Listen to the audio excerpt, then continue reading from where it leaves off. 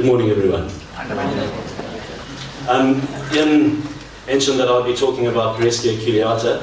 I do normally speak about Breschia culeata, but in this case I'm actually not talking about Breschia culeata.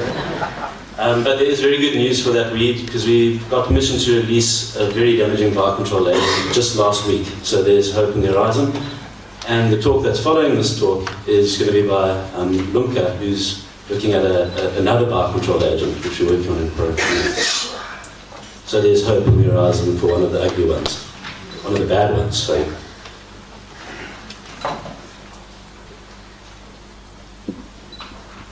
In April this year,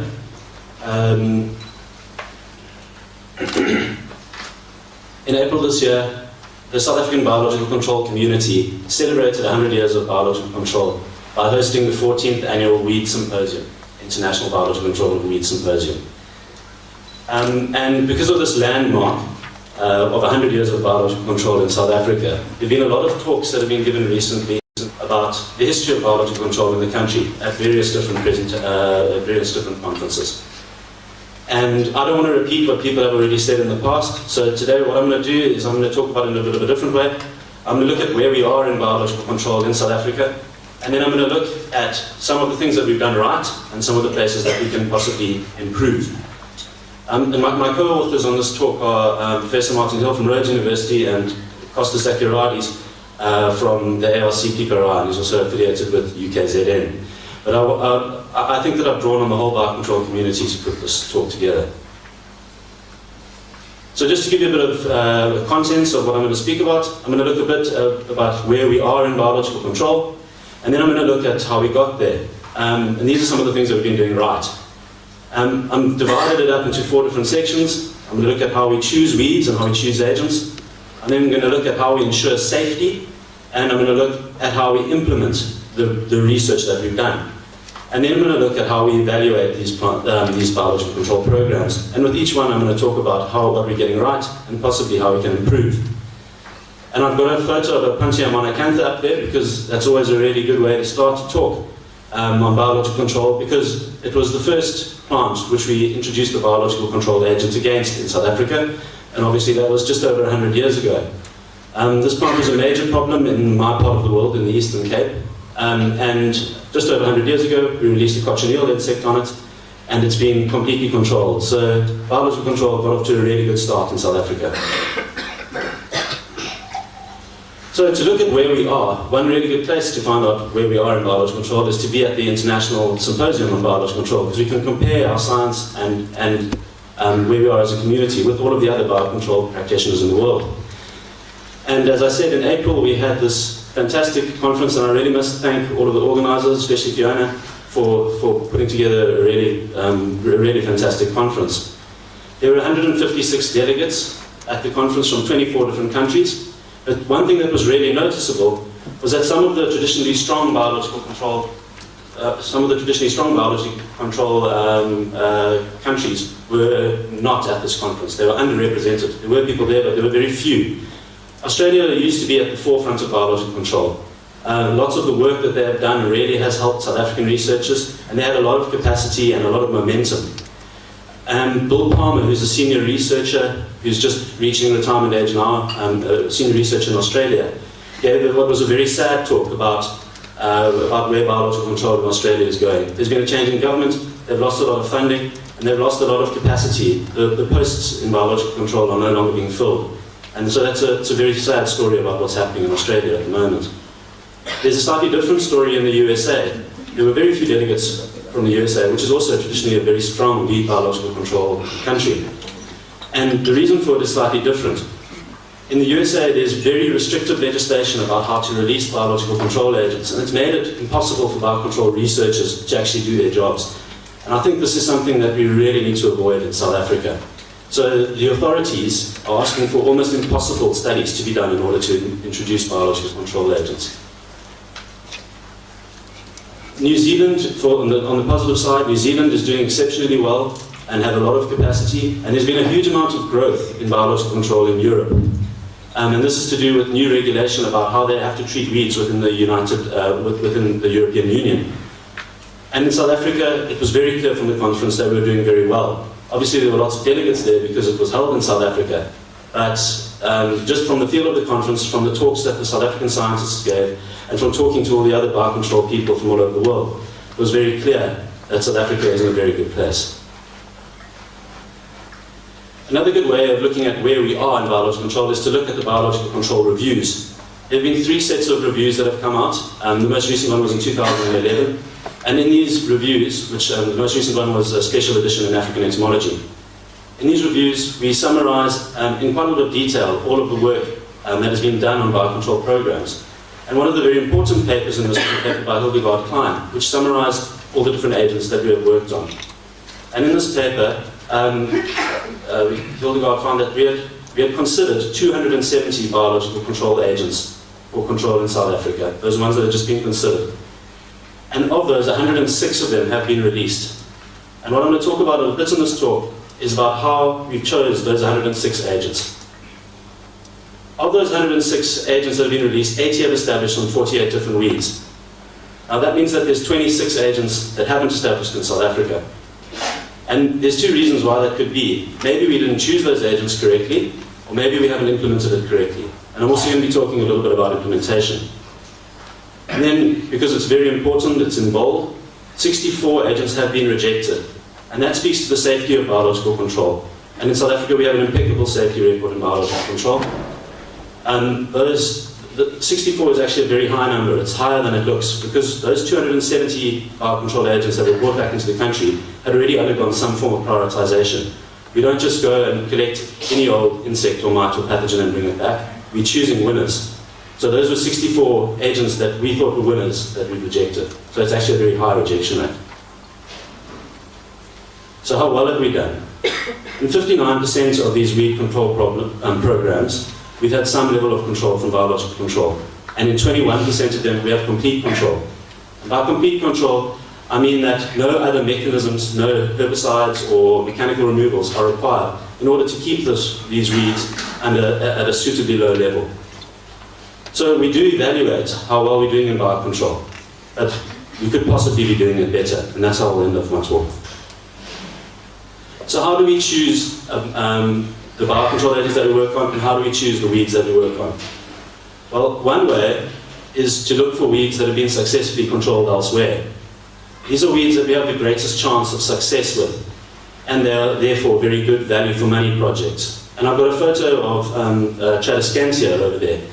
This is just one of the really good examples where in New Zealand they've developed really good biological control agents for the control of Tradescantia, and they know their work. So without putting in too many resources, the South Africans can get the benefits of biological control without having to put huge amounts of time and money into the project. And possibly another one would be the Robinia project that Grant Martin talked about yesterday, where there's already been a lot of work done, and we know that we have successful winners. And in many of the cactus biocontrol programs, not all of them, but in many of them, and in many of the water weeds programs, this is how we've had so much success. We've piggybacked on work from other countries. We also try and work on plants where there's no other solution, and this is where chemical control and mechanical control is just not a solution at all. They don't work. And vines here are very important. This is a Pereskia infestation just south of where we are now. And you can see that it's intertwined with the native vegetation. It's covering a whole lot of trees. It's a devastating weed. But as Iain mentioned in the previous talk, controlling it mechanically and with herbicides is almost impossible, and just takes so many resources, and the only thing that's going to come back afterwards is going to be Pereskia. Another thing about it is that it grows on really, really steep slopes. So sending a working for water team up there is not wise. We also need to work on the weeds that are the biggest problems in the country. We need to work on weeds where it's in the public's interest to control them. And also on weeds that are really noticeable. And there's a photo there of a billboard talking about triffid weed. So this is a weed that the public knows about. Pom-pom weed was another one. It's a really noticeable weed and a really damaging weed. Often these are really difficult biocontrol programs, and in many cases they require an integrated approach. But if we do manage to get control over these weeds, this is where we're going to get the greatest benefit to the public. So we really need to tackle these projects, even though they're often very difficult. So how do we go about choosing which weeds to work on? Often the legislation tells us which we need to work on. We look at the CAR Act or the NEMBA Act, and we need to work on the Category 1 weeds. But we also look at the most damaging and most abundant of these weeds, and we also need to choose a few that we have a really good chance of success. So there's a balance between working on the most difficult and most damaging weeds, but also choosing successes, and it's important to find that balance. And I think that in South Africa we've done that quite well. And the reason why we've done that quite well is because it's the experts who prioritise which weeds we work on. It's at weeds workshops, at meetings like this, that we all talk about which plants are going to be the best candidates for biological control. And the Biocontrol Research Advisory Panel has also played a big role in deciding which weeds we should work on. And international collaboration has also been really important. At ISPCW, we had an opportunity to speak to a whole lot of international people and see where they're having successes and see where we can piggyback on their work. And I must also just mention flexibility of funding at this point. We've been funded since 1996. The Biocontrol research community has been funded by Working for Water. And we've developed a relationship with Working for Water, and we've developed a relationship of trust. And it means that during these 3-year rolling budgets, if we find that we're at a dead end, we're able to change. If we're working on one weed and we find that we're at a dead end, we're able to change where we put our resources. Working for Water has allowed us to do that, and I think that's been very important, so that we can give the best value for money that we possibly can. Moving on to the next topic, it's how we keep our safety record so good. And we have an excellent safety record, and as I said, that's because of those 64 agents that we projected. And the first step, again, is internal stewardship. It's the biological control community who looks at whether these insects are safe or not. But also, we send all of our work out to international peer review. And that's in the form of publications, but it's also the release reports are also sent out to international peer review. And Philip Ivey has recently put together a committee that deals with these release applications that is really working. So we're managing to get a whole lot of insects out at the moment. So it's important that these release applications go out to international peer review. Also, once a year, our reports that go to Working for Water are sent out to international peer review. Again, we have a very understanding funder, and this long relationship that we've had with Working for Water means that Working for Water actually understands biological control. And this is very important because it's quite difficult to get someone to give you a whole lot of money to work on an insect that you might not release. So it's very important that Working for Water understands biocontrol and is doing that. And the next step was implementation. And implementation, what are the goals of implementation? It's to release as many healthy insects as possible at as many sites as possible. And there's two ways that we do this. We look at field redistribution, and then there's also mass rearing. I haven't worked on any insects or programs that involve field redistribution, but it's a very important component of biological control. But what I want to really focus on is mass rearing. The way to improve implementation in South Africa, it is working, but I think that there's a huge amount of scope for growth. And I think we just need to increase capacity.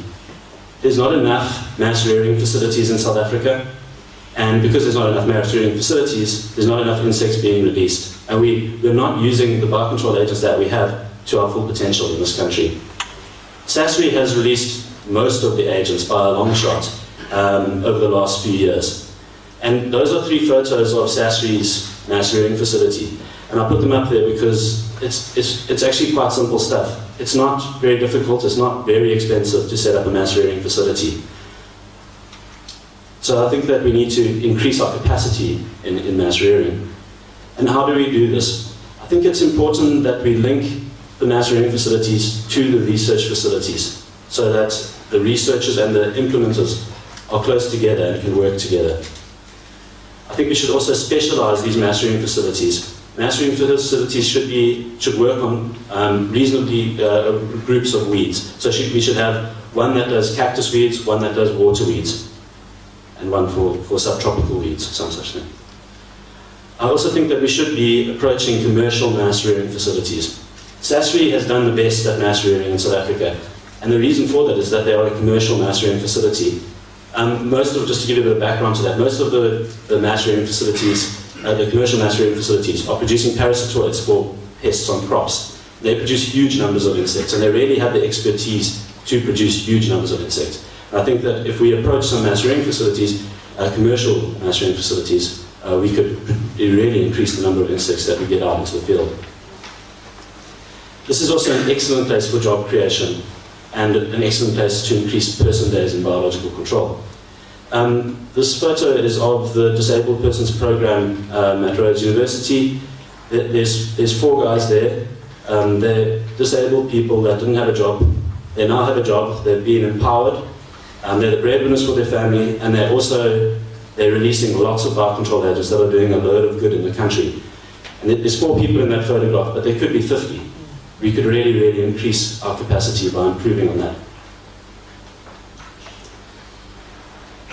Moving on to measures of success, we do a whole lot of post-release evaluations in South Africa. I've just got 2 examples up there. One is the Apuntia Stricta post-release monitoring program in Kruger Park. And John Hoffman and Cliff Moran have been working on that since 1993.